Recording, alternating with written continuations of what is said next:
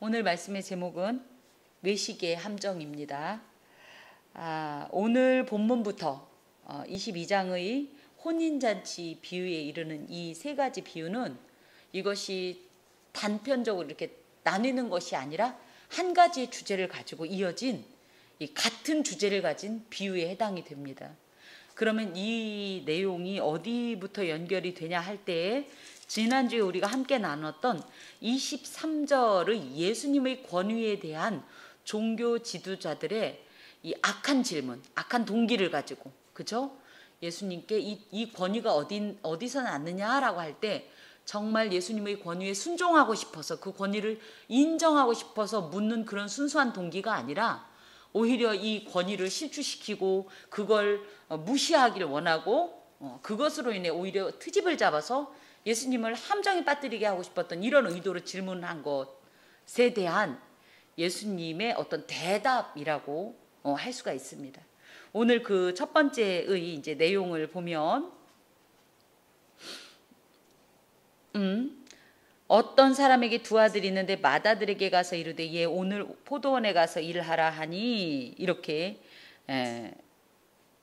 말씀을 하십니다. 그러면서 그것이 대답하여 이르되 아버지 가겠나이다 하더니 가지 아니하고 둘째 아들에게 가서 또 그와 같이 말하니 대답하여 이르되 실수이다 하였다가 그 후에 뉘우치고 갔다. 이런 어떤 비유를 주시는 겁니다. 여러분께서는 이 두 아들 중에 누가 진정으로 아버지의 말씀에 순종한 사람이다라고 얘기할 수 있습니까? 둘째 아들. 예. 여기에 이제 31절에도 그 둘 중에 누가 아버지 뜻대로 했냐 했대 둘째 아들입니다. 이렇게 대답을 했어요. 그런데 이 부분은 우리가 조금 그 유대 그 당시에 고대 이 중동 사회의 이 어떤 풍습을 조금 이해하고 들어갈 필요가 있습니다. 예전부터 우리나라 또한 예의를 굉장히 중시했고 그저 어떤 권위, 체면, 위신 이런 거에 굉장히 민감했던 민족 아닙니까? 그렇죠? 그래서 예전에 양반들은 냉수를 마시고도 뭐를 한다? 일을 쓰신다. 이제 그런 식으로 그런 면에서 이 고대 이스라엘의 어떤 이런 민족적 문화 이게 우리나라랑 유사한 게 참 많아요. 그래서 우리가 이해하기가 쉽습니다. 합리적이고 실용적이기보다는 조금 그런 것들이 강했는데 그 당시에 이제 방금 말씀드린 대로 모든 사람들 그 고대 중동 사회에서는 체면을 얻기 위해서 명예를 얻기 위해서 혼신의 힘을 다하던 그런 시대였어요. 나 혼자 있을 땐 체면 상관없지만 누군가와 함께 했을 땐 내가 높아졌으면 좋겠고 특히 명예를 얻기를 바라는 마음들이 있었습니다. 그 당시는 특히 어떤 사회였냐면 시족 우리나라도 이제 시족 사회처럼 그 사회도 친척, 인척, 형제지간이 함께 모여서 이런 어떤 공동체를 이루었던 대가족 그 공동체 사회였어요. 대가족이니까 뭐예요? 지금 저희는 핵가족 시대라고 얘기를 하죠. 그러니까 2세대, 많아야 이 두 세대 정도지만 거기는 뭐 많게는 뭐 세대, 4대 정도의 이런 세대에 속하고 이 직계뿐 아니라 반계라고 그러죠. 그래서 뭐 오촌 우리나라로 따지면 뭐 누구 말 맞다나 사돈의 팔촌까지 이렇게 살던 그런 사회 속에서 특히 그런 많은 사람들이 보는 가운데 아버지의 입장에선 내가 죽으라면 죽는 신용까지 하는 자신의 아들들의 순종을 보여주는 것이 하나의 자랑이었어요. 예전에 우리나라도 그러죠. 소를 가지고 어디로 올라가라? 지붕으로 올라가라 이렇게 얘기하는 그런 우리 얘기 나오잖아요. 그렇죠? 어떤 집에는 늘 하하호호 웃는 소리가 나서 늘 다투는 집에 가서 봤더니 어떤 일이 있었다? 아버지가 소를 그 지붕에다 올리라고 그랬더니 말도 안 되는 이 소리를 듣고 아들들이 사다리를 놓고 소 보고 올라가라고 쭈쭈쭈쭈 해가면서 얼른 올라가라고 아버지가 말씀하시니까 빨리 지붕으로 올라가라고 막 이러는 집은 그것 때문에 소가 말귀를 알아들 리가 없고 소가 이 사다리를 탈 리가 없으니까 그것 때문에 보고 깔깔깔깔 웃었다. 근데 똑같은 상황에서 늘 다투던 집은 늘 싸우던 집은 어땠다? 소를 지붕에 올려라 라고 아버지가 얘기했더니 뭐라고 그랬어요? 아버지 정신이 이상한 것 아닙니까? 어떻게 소를 지붕에 이러면서 싸우더라 뭐 이런 얘기가 있듯이 뭐 이런 내용 가운데서도 지금 우리가 이해하는 지금 이 본문의 내용과 이렇게 일치하는 부분들이 있습니다. 아버지의 권위가 곧 최고고 그것으로 인하여서 그 권위에 순종하는 아들들 때문에 아버지는 또 명예를 얻고 이런 것이 굉장히 중요한 이 가치였는데 자 지금 어떤 사람에게 두 아들이 있어서 이제 맏아들에게 포도원 가서 일하라라고 얘기할 때는 이렇게 아들과 아버지만 있었던 이런 그 공간이 아니라 그야말로 뭐 사돈의 팔종까지 다 함께 있는 그래서 이 사람들은 늘 함께 행동했다는 거예요. 함께 농사도 지으러 가고 함께 무엇도 하고 그랬기 때문에 아침마다 너는 어디 가서 뭐 하고 너는 어디 가서 뭐 하고 이런 걸 서로 정했다는 거예요.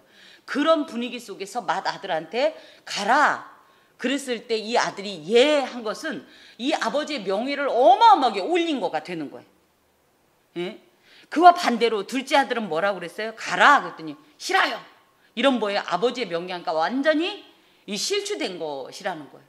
유대 사회 속에서는 이 질문이 굉장히 조금 뭐라고 표현해야 될까? 누가 아버지의 명예를 높였냐 할 때 이건 질문의 가치도 없는 거예요. 누가 아버지의 명예를 높인 거예요? 그렇게 따지면 맏아들이. 쉽게 말하면 내가 예 했어도 예 한 건 예 한 거고 안 하는 거는 상관이 없는 거예요. 갈게요 해놓고 안 가도 상관이 없는 거예요. 그 순간에 가장 중요한 건 뭐예요? 이해를 해서 아버지의 명예를 높여드린 것이 아들로서는 최선인 거예요. 근데 실용적인 우리 입장에서 볼 때는 둘째 아들이 아니요 했어도 가서 하는 것이 진짜 실제적인 아버지의 권위를 존중한 거잖아요. 그래서 이 당시의 사람들은 오히려 두 아들 중에 큰아들이 아버지의 명예를 높였고 아버지의 뜻을 따른 것이고 둘째 아들이 오히려 수치를 안겨주고 아버지에게 반역한 것으로 이렇게 이해를 했습니다. 그런 측면에서 보면 현재 하나님의 백성이라는 명패를 달고 율법에 형식적으로 예스 하는 이런 유대인들이 오히려 하나님의 명예를 높이는 자들이고 뒤에 나오지만 하나님께서 주신 어떤 율법에 대해서 노하는 세리와 창녀들은 뭐예요? 둘째 아들처럼 하나님의 명예를 실추시킨 이들이기 때문에 굉장히 이 사회적인 어떤 반목과 질시의 대상이 될 수밖에 없었던 거죠. 유대인들 지금 이 유대 종교자들 입장에서는 자기들이 그래서 누구예요? 맏아들처럼 예스 했기 때문에 그죠? 형식상으로라도 명목상으로라도 예스 했기 때문에 옳다라고 생각하고 있었던 거예요. 물론 이들이 둘째 아들입니다라고 대답은 했지만 이 질문을 예수님께서 콕 집어서 하신 이유는 뭐예요?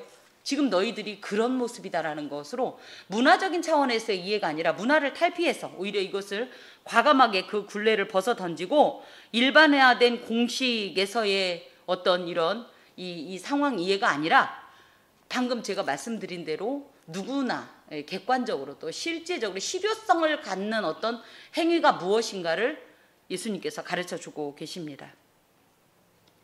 지난주에도 권위에 대한 말씀을 드렸는데요. 권위란 그 대답만 하고서 이 권위를 온전히 존중한다는 것은 대답만 하고서 마는 것은 권위 존중이 아니에요. 할게요 하고 마는 것은 진짜 권위를 존중한다는 것은 이 순종의 행동입니다. 말이 이 권위를 존중하는 게 아니라 실제적인 어떤 이 행동, 순종하는 행동인데 그럴 때야 이 권위를 비로소 인정한다는 의미로서 큰 아들처럼 자신이 가겠다고 했지만 행동으로는 가지 않은 상태는 결코 아버지의 명예나 권위를 존중한 것도 아니고 인정한 것도 아닌 셈이에요. 그러면 우리는 대부분이 그래서 어떻게 생각해요? 우리가 누구다? 맏아들이다, 둘째 아들이다. 늘 이제 저희가 늘 그렇습니다. 예전에 창세기 때도 한번 그런 얘기했는데 우리는 사라 편이에요, 하갈 편이에요? 사라 편이에요. 그렇죠? 근데 엄연히 얘기하면 누가 우리 보고 사라라고 그랬어요? 좋은 건 다 우리 편이야. 그렇죠? 그렇게 우리가 맏아들이냐 둘째 아들이냐 할 때 우리를 둘째 아들이라고 한다 그러면 거꾸로 먼저 된 자가 나중되고 나중된 자가 먼저 될 수 있는 어떤 역설의 원리를 떠올려야 합니다. 왜냐하면 우리 또한 하나님의 말씀을 아멘으로 받죠. 설교를 통해서나 어떤 걸 통해서 하나님의 은혜를 아멘으로 받습니다. 그럼 아멘으로 받았으면 어떻게 써야 돼요? 이 아멘이 행동으로 옮겨졌어야 돼요. 실천이 되었어야 하는데 한국교회의 이 아주 치명적인 이 어떤 이 행위가 뭐예요? 아멘 해놓고 안 해버리는 거예요. 아멘이라는 건 여기서 아멘 요게 끝이 아니라 아멘이라는 건 반드시 행위라는 이 결과까지 도출이 돼야 진정한 아멘인데 저 또한 마찬가지고 우리가 아마 그렇지 않은가 싶습니다. 결국은 우리가 아멘 했지만 그것을 행동으로 옮기지 않는다면 우리가 결국은 누구예요? 둘째 아들이 아니라 첫째 아들입니다. 이것을 명령하시고 말씀하신 하나님의 뜻을 외면하고 남들 보기에는 아멘이라는 어떤 이런 허울 좋은 명예를 추구했지만 결국은 하나님은 인정하지 않는 어떤 그런 모습이라는 거죠. 그래서 이제 이런 이제 애매모호한 질문인 거예요. 사실 유대인들이 받기에. 그쵸? 분명히 자기들이 볼 때는 맏아들이 진짜 아버지의 명예를 눕혔는데 아버지의 뜻대로 한 건데 또 예수님이 이런 질문을 할 때 아마 자기들도 헷갈렸을 거예요. 그럼 어떻게 해야 되는 거지? 그런데 이제 봅시다. 그 둘 중에 누가 아버지의 뜻대로 하였느냐? 그럴 때 둘째 아들입니다. 아버지의 뜻대로 한다는 것은 뭐냐면 그 아버지의 의중을 실현하는 거예요. 마태복음 7장 21절에도 이런 말씀이 있습니다. 나더러 주여 주여 하는 자마다 다 천국에 들어갈 것이 아니라 다만 하늘에 계신 내 아버지의 뜻대로 행하는 자라야 들어간다. 사실 유대 종교 지도자들은 예수님의 지적처럼 입으로만 하나님의 이름을 불렀고 외형적으로만 아멘하던 자들이죠. 겉으로 볼 땐 누구보다 철저하게 하나님의 말씀을 따르는 것 같았지만 그들에게 열매는 없다는 거예요. 이 아멘의 열매는 없다라는 거죠. 그렇다면 이들의 결론은 이들은 뭐예요? 이들의 어떤 삶의 결론은 하나님의 뜻과는 거리가 먼 오히려 인간이 정해놓은 어떤 유전에 따라서 행동하고 그것으로 만족하는 시극히 외형적인 신앙인이었죠. 이건 그런데 나중에도 밝히지만 신앙인이라고 할 수 없다라는 거예요. 예수께서 그들에게 이르시되 그러면서 이제 그 결과, 그러니까 예스만 했던 맏아들의 결과, 비록 노했지만 실제로는 예스했던 이 둘째 아들의 결과를 현재의 이들의 상황에 맞춰서 말씀해 주십니다. 내가 진실로 너희에게 이르노니 세리와 창녀들이 너희보다 먼저 하나님의 나라에 들어가리라. 이렇게 되어 있어요. 세리와 창녀들이라고 하면 비록 외형적으로는 하나님의 말씀과 뜻을 노하는 자들이에요. 누가 봐도 제대로 신앙생활 안 하는 것 같고 정말 저런 사람이 구원 얻을까 할 수 있는 그런 사람들이에요. 그렇게 세상의 지탄을 받는 공인된 죄인들이지만 그들은 오히려 예수님이 오셨을 때 자신의 죄를 부끄러워하면서 예수께로 나와서 그 죄에 대해서 해결받기를 원했고 근본적인 어떤 이 예수님의 어떤 이런 도움을 요청했던 자들이기 때문에 이들은 자신의 잘못을 회개함으로 하나님 앞에 도달한 자들이라고 예수님께서 말씀하십니다. 여기 보면 너희보다 먼저 하나님 나라에 들어가리라 이 표현이 그러니까 세리와 창녀들이 들어가고 등급은 조금 낮지만 이 소위 말하는 바리새인들이나 이런 유대 종교자들이 들어간다는 뜻인가 하는데 그게 아니라 얘들은 들어가고 너희 못 들어간다는 뜻이라고 합니다. 외형적인 어떤 신앙생활, 신앙 가지고는 하나님 나라에 들어갈 수 없다. 오히려 겉으로 볼 땐 너무 보잘것없고 하나님의 어떤 뜻에 반하는 것 같지만 실제적으로 하나님의 뜻이 뭐예요? 물론 구원 얻고 나서의 이후의 삶도 굉장히 중요하지만 어찌됐든 나의 죄를 인식하고 하나님 앞에 나와 이 회개하고 하나님의 도움을 구하는 것이 진짜 하나님의 뜻이에요. 근데 이것을 요청한 이들은 구원을 얻고 나는 그 정도는 아닌 것 같아라고 예수께 가까이 나오지 않는 이들에게는 구원이 임하지 않는다는 말씀입니다. 자, 천국에 들어갈 자와 못 들어갈 자의 이제 구분으로서 이런 내용들이 또 어디에 나와 있냐면 누가복음 18장 14절에 보면 세리와 바리새인의 기도가 서로 이렇게 나오는 거 기억하시죠? 이때도 세리에게 이 사람이 저보다 의롭다 하심을 받고 이런 표현이 있단 말이죠. 그래서 진정한 어떤 하나님 앞에서 소통, 친교, 교제가 아니고서는 우리가 신앙이라고 부를 수도 없고 그것은 우리의 영혼을 구원으로 이끌 수 없다라는 것을 말씀하십니다. 요한이 의의 도로 너희에게 왔거늘 의의 도라고 하는 것은 호도스라는 말로 수단이나 방편인데요. 어떤 방법을 얘기해요. 세례 요한이 뭘 했냐면 우리로 하여금 구원을 얻을 수 있는 방법을 제시해 줬다는 거예요. 세례 요한이 어떤 행동을 했어요? 회개하라 천국이 가까웠느니라 하면서 뭘 베풀었죠? 세례를 베풀어서 세례 요한이잖아요. 그러니까 회개하고 그야말로 세례를 통해서 옛삶을 청산하고 죄를 청산하고 새로운 삶으로 의의 삶으로 그러면서 예수께 연합되고 거룩한 공동체의 이 회원으로 입회하는 이런 과정을 통해서 구원을 얻는다는 것을 알려줬다는 걸 말해요. 이 요한이 그랬다는 거예요. 더하여서 요한이 했던 말 중에 굉장히 중요한 말이, 물론 회개하라 천국이 가까웠느니라도 중요하지만 요한복음 1장 29절에 보면 예수님을 뭐라고 얘기했어요? 세상 죄를 지고 가는 하나님의 어린 양이라는 표현을 통해서 지금 우리가 구약의 지금 레위기를 다루지만 이 하나님의 어린 양이라는 뜻이 어떤 의미인지 이제 알잖아요. 그렇죠? 유대인들은 저희보다 훨씬 더 그걸 쉽게 감각했을 거예요.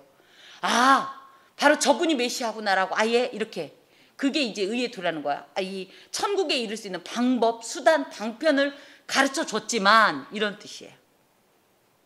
그런데 그걸 너희는 어떻게 했다? 믿지 않았다. 인정하지 않았다. 세례 요한의 것도 인정하지 않았지만 세례 요한이 딱 지시했던 그 방편, 즉 세상 죄를 지고 가는 하나님의 어린 양이신 예수에 대해서 너희는 인정하지 않았다. 거부했다. 외면했다.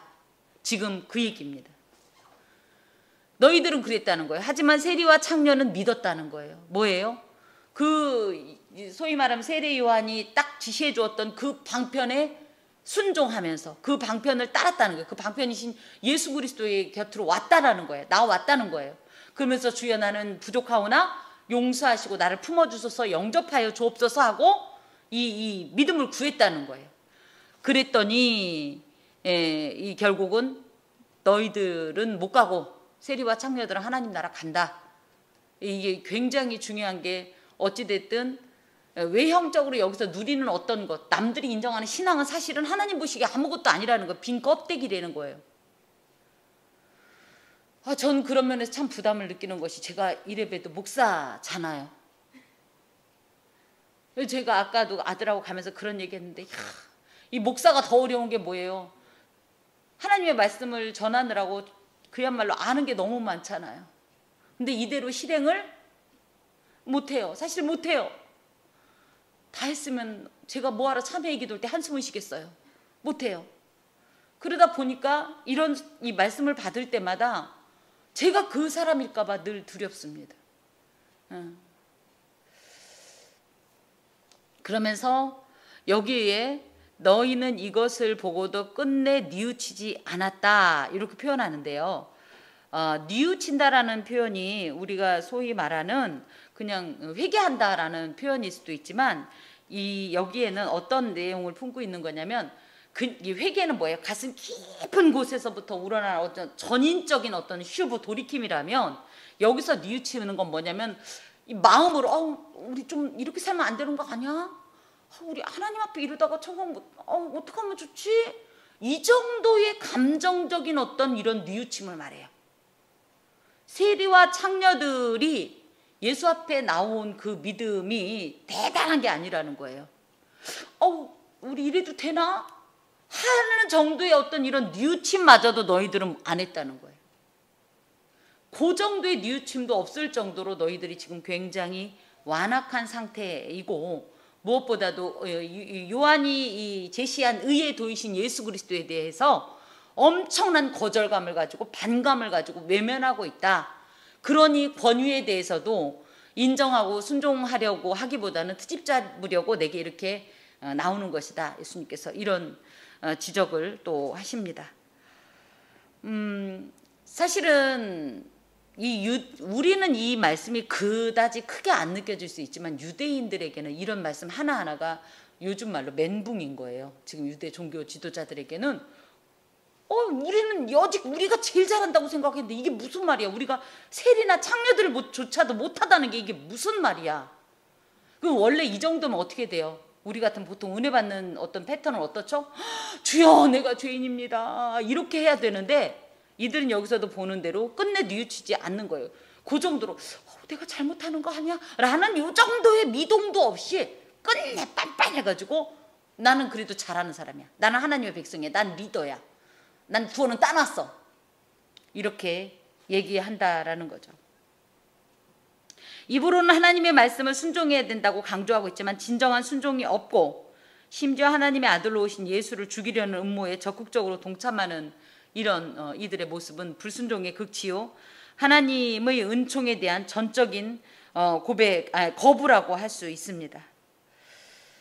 결국은 이것이 하나님 나라에 들어가는 것과 관련이 될 만큼 굉장히 심각한 영적 오류죠. 이것을 저는 영적 엘리트 의식이 아닌가. 근데 영적이라고 붙었다고 다 좋은 거 아니에요. 나는 쟤보다 나. 난 저 사람보다 나. 라고 생각하는 어떤 의식을 제가 약간 비꼬아서 말합니다. 저를 비롯한 우리 이 성도님들은 매주 하나님의 말씀을 받을 때에 그 말씀에 동의하고 공감하는 반응으로 아멘을 연발하며 고백합니다. 문제는 뭐예요? 그 아멘의 결과입니다.